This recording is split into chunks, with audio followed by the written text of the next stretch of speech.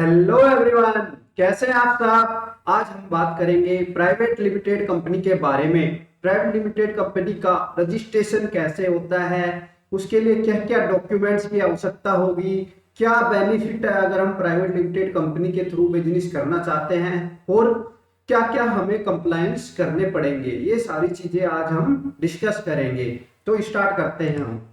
सबसे पहले हम डेफिनेशन की बात करते हैं। तो प्राइवेट लिमिटेड कंपनी किसे बोलेंगे, तो इसके लिए सेक्शन 2 सबसेक्शन 68 में डिफाइन किया गया है कि प्राइवेट लिमिटेड कंपनी का मतलब है एनी कंपनी जो अपनी क्या है minimum paid up share capital रखती है और क्या करती है, रेस्ट्रिक्ट करती है ट्रांसफर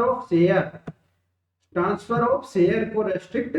जैसे पब्लिक कंपनी के शेयर क्या है, हम खरीद सकते हैं, कोई भी डीमैट अकाउंट ओपन करके ट्रेड करते हैं, रोजाना हम खरीदते हैं बेचते हैं। तो ऐसा क्या है, प्राइवेट कंपनी पे क्या होगा, रेस्ट्रिक्शंस होगा, right to transfer of its share. और क्या है, मैक्सिमम मेंबर की संख्या क्या है, 200 से ज्यादा नहीं है। जो शेयर होल्डर है वो मैक्सिमम कितने हो सकते हैं प्राइवेट लिमिटेड कंपनी में, 200। इसका एक एक्सेप्शन है 1% कंपनी। और कोई व्यक्ति एक ही शेयर को 2 व्यक्ति होल्ड करते हैं तो उसे इस 200 की लिमिट के लिए हम क्या मानेंगे, सिंगल मेंबर ही काउंट करेंगे। क्या करेंगे, सिंगल मेंबर ही काउंट करेंगे। अब types of company, private limited company 3 प्रकार से हो सकती है। लिमिटेड बाय शेयर, तो इसमें क्या है, लिमिटेड बाय शेयर में मतलब है जो शेयर होल्डर है उनकी लायबिलिटी क्या होगी, जो अनपेड अमाउंट है शेयर पर वहां तक ही वो क्या होंगे, लायबल होंगे। और कंपनी लिमिटेड बाय गारंटी, इसमें शेयर होल्डर ने जिस चीज के लिए गारंटी दे रखी होगी, जितने अमाउंट की गारंटी दे रखी है उतने ही अमाउंट के लिए क्या होंगे, लायबल होंगे। जैसे कोई बैंक लोन लिया कंपनी ने, उसमें क्या हो गई, डायरेक्टर शेयर होल्डर ने भी क्या दे दी, अपनी गारंटी दे दी। तो वो गारंटी अगर कंपनी लिमिटेड बाय गारंटी है तो जितनी वो गारंटी दे रखी है उसके लिए भी वो क्या होंगे, लायबल होंगे। और अनलिमिटेड कंपनी, इसमें क्या होगी, लायबिलिटी क्या होगी, अनलिमिटेड होगी। मिनिमम रिक्वायरमेंट क्या है, अगर हम कोई प्राइवेट लिमिटेड कंपनी स्टार्ट करना चाहते हैं तो मिनिमम क्या है, 2% हमें चाहिएंगे। 2 शेयर होल्डर या डायरेक्टर बनेंगे, उसमें से एक क्या होना चाहिए, रेजिडेंट होना जरूरी है। अब प्राइवेट लिमिटेड कंपनी क्यों बनाए, ये बेनिफिट क्या क्या मिलेंगे हमें प्राइवेट लिमिटेड कंपनी से काम करने पर। तो सबसे बड़ा बेनिफिट है, सेपरेट लीगल एंटिटी बन जाएगी जिसका क्या है, अपना खुद का ही रियल एग्जिस्टेंस है। ये डिस्टिंक्ट एग्जिस्टेंस हो जाएगा, सेपरेट और अनइंटरप्टेड एग्जिस्टेंस होगा। ये बिजनेस क्या होगा, चलता रहेगा कंपनी का। मान लो प्रोप्राइटर में तो क्या है, प्रोप्राइटर की डेथ हो गई तो बिजनेस बंद हो जाता है, बट कंपनी के केस में शेयर होल्डर डायरेक्टर चेंज होते रहेंगे बट कंपनी चलती रहेगी हमेशा। लिमिटेड लायबिलिटी होगी, जो शेयर होल्डर है उनकी लायबिलिटी क्या होती है, लिमिटेड लायबिलिटी होगी। Free and easy transfer of share कर सकते हैं हम। कंपनी अपने नाम पर क्या कर सकती है, प्रॉपर्टी रख सकती है, खरीद सकती है।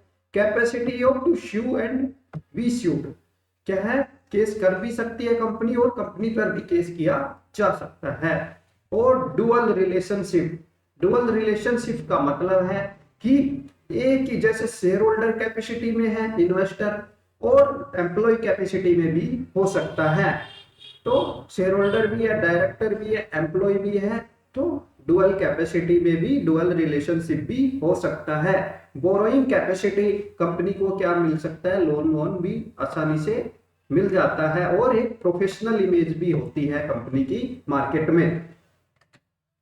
डॉक्यूमेंट्स क्या क्या चाहिए, अब अगर हम कंपनी बनाना चाहते हैं तो मिनिमम 2%, उन 2% के क्या क्या डॉक्यूमेंट लगेंगे, पैन कार्ड, आधार कार्ड, वोटर आईडी और पासपोर्ट या डीएल में से किसी एक की जरूरत पड़ेगी। इलेक्ट्रिसिटी बिल, बैंक स्टेटमेंट या टेलीफोन बिल या कोई और एड्रेस प्रूफ, इनमें से कोई एक डॉक्यूमेंट को फोटो चाहिए। और कंपनी का एड्रेस प्रूफ चाहिए, कंपनी का address proof, electricity bill, rent agreement और एनओसी, ये सारे हमें डॉक्यूमेंट्स की आवश्यकता पड़ेगी।